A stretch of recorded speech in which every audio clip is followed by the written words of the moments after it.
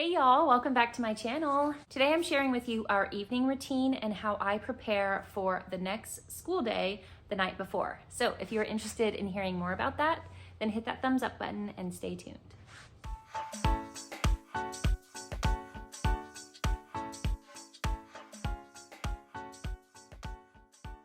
So for those of you who are new to my channel, welcome. My name is Chore Maurice and I'm a homeschooling mama to 3 kiddos ages 2, 4, and 6. And I like sharing videos on how you can simplify your homeschool to save you time, money, and your sanity. So if you enjoy that kind of thing, then be sure and hit that subscribe button. Turn on the little bell icon so that you can be notified of my newest videos. And if you'd like to get a behind the scenes look at our homeschool, you can find us over on Instagram at @Maurice. I watched a video recently, a YouTube video recently from another homeschooling mama, and she was saying that she did a day in the life and said that, she doesn't do them often because no 2 days are ever alike. But I realized that for me and my family personally, our days are very alike. We have a very set routine that we follow. And now, of course, no 2 days look the same, but the order of events and the things that we do look the same every single day from sunup to sundown. And so, of course, there's a lot of room for variation, but the variation is the same kind of thing. So like playtime, the kids don't play the same thing every single day, but the time in which they play happens the same time every day. The time that we do school happens the same time, and the order of events that we do school happens in the same way. Now, sometimes we'll spend a little bit more time on one subject than another, but overall, it's the same thing over and over and over again every single day during the week. And so I enjoy that kind of routine, something that is expectable or expected, and we know what's happening next. I thrive in that environment, and my children do as well as a result. And so I like being prepared for the next day so that it helps everything go much more smoothly. So I'm going to just take you along, starting with dinner time and walking you right up into how I prepare for the next school day. So, of course, we have dinner together as a family every night, and that's something that is very important to me because I want to establish the importance of family, and table time is just a great time where we can come together and we can chat with one another. And there have been times where we've gotten off on the habit of just sitting and chatting with each other, and instead we'll watch TV or something because our living room is right next to the dining room and we can easily watch TV while we eat. But we try to save that for our family fun nights, as we call them, on Friday nights, where we watch movie and eat dinner at the same time. And so during the week, I usually like to have us sit down together as a family, all together for dinner and catch up. And one great thing that I have found to help fuel discussion amongst each other is the best and worst questions. And so how this works is we'll all go around the table, we usually start with the oldest child and then work down to the youngest, and then daddy and mama will answer. And so we'll start by asking them, what was the worst part of your day? And so this helps my children to really kind of look back on their day and first of all, remember their day and what has happened and all of that stuff. It's a good reflection time. And we talk about the worst part of their day, and that helps us work through it. So one time we had a situation where my daughter answered the worst part of her day was how her brother had treated her earlier that afternoon, and she was really upset by it and was still holding a grudge against him for it. And so we spent that whole dinner time working through that sibling issue, and at the end of dinner time, they were back together, they loved each other, and they felt good. And so it's such a good time to talk through the issues that they might not even be aware of during the day, but when given the opportunity to look back and think on it, realize that, hey, this has been weighing me down and it's time to address it. Even if they can't formulate it into words like that, that is ultimately the result. So the worst part of your day. And then we ask as a, to end on a happy note, what was the best part of your day?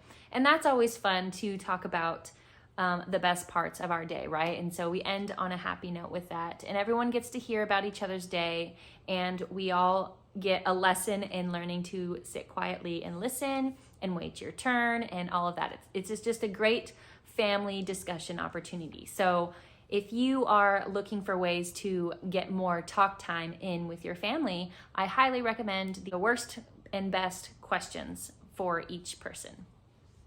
So then after dinner, everyone does their chores. We definitely believe in chores around here. I could not keep house on my own all by myself. I definitely, with 7 people living in this house, 5 on most days, it's a lot of work, especially with young children. And so they need to do their part in this house to keep it running smoothly. So my oldest son, he's 6, and he is really good. He actually has moved up once he turns 6 to doing the dishes. He can do the dishes very well. Now, when he unloads the dishwasher, yes, he can unload, he can load, he can wash, he can do it all. There are some things, obviously, I don't let him wash the knives or big glass things, but for the most part, he can do the dishes very well. And then when he's unloading the dishwasher, if there are things like big glass things or sharp things, he knows not to touch them, or he'll put them on the counter, like a glass bowl that goes up high that he can't reach. He'll put it on the counter underneath of the cabinet where it belongs so that I can come in later and put it away where it belongs. So if he can't do all of a job, he does part or most of the job. And then my daughter, we start chores when they're 4 years old. So my daughter just turned 4. She moved up to the job that my son just let go of, and that was wiping the table down. So after dinner, she'll clear the table off and she'll wipe it down. And now this is pretty new to her. She started in January. That's when she turned 4. And so she's still learning the process and what it looks like to be thorough. But those are all character qualities that we're working on: thoroughness, responsibility, diligence, all of that stuff. And so this is a perfect real life learning opportunity for that. So most days she does a great job, and she only just started. So I am very proud of her for that. And then that allows me freedom to maybe sweep or do the other chores that still need to get done. Finish the laundry, something like that. So it is very helpful whenever they do their chores. Oftentimes my husband will take the little one, my 2-year-old, and he'll play with her. He'll go get her in her PJs, or he'll just lounge about and relax because he's had a long day at work. So he has that privilege. And that's what I'm here for, right? And so once they're done with their chores, then they go get their PJs on and get ready for bed.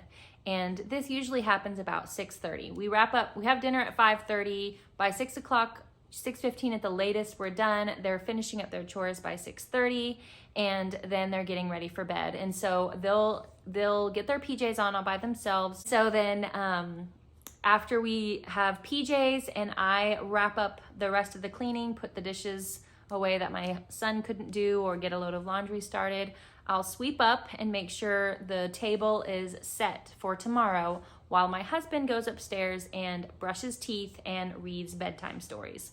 So what I will do is I will then take all of the notebooks. I did a video about our school notebooks. I can link that up above and down below for you. And I'll lay them out, and then I'll go ahead and pull out the schoolwork that we're gonna do, just so that it's ready for quick access. Because like I said, if I am pulling out all of the stuff that we need to do for school on the day that we're doing it, I waste precious time doing that. And we start our school day as soon as our morning walk is over. We come inside and we have morning time. And so if I don't have their stuff ready to go, I'm taking away from the time I could be spent doing our beauty books for our morning basket, or any other number of things that we do for school. So I like to get all of this stuff out and ready the night before. And so I'll lay out each notebook, and I will put on top of each notebook all of the work that needs to be done for each child. I'll put it on top of their notebook. And then I'll have my own notebook out where I have reference to all of our morning time stuff, like our recitation poems or our hymn or folk song lyrics. And I'll have my planner that lists out what we're going to be covering. And I've started doing a daily checklist for my son so that we can make sure he's getting all his stuff done. I'm going to do a video about that soon as well, because that's been a game changer in our homeschool. So I will just lay all of that stuff out. I'll even get our our school supply caddy out where we keep all of our markers and pencils and crayons. And that way I have everything out and ready to go so that the next day we can get started right away. And so, like I said, after we have our morning walk in the morning after breakfast, we can just come in. I can take the sheet that they have to do for their copy work or something during morning time. I can just hand it to them and then we can get started right away, and it's a seamless process. So it really has been very beneficial for us to prepare the night before. So after I do that, by this point, my children are upstairs with my husband. They've finished their bedtime stories, and so then I go up and we do prayers, and I always sing our hymn to them, and we do the tuck-ins and all of that stuff. And that is our evening routine in a nutshell, or not so much of a nutshell. But I hope that this video inspired you and encouraged you and maybe gave you some ideas on how you can prepare and plan for your next school day. If you enjoyed this video, be sure and hit that thumbs up button, subscribe, turn on the little bell icon, all of the things, and I will see you in the next video.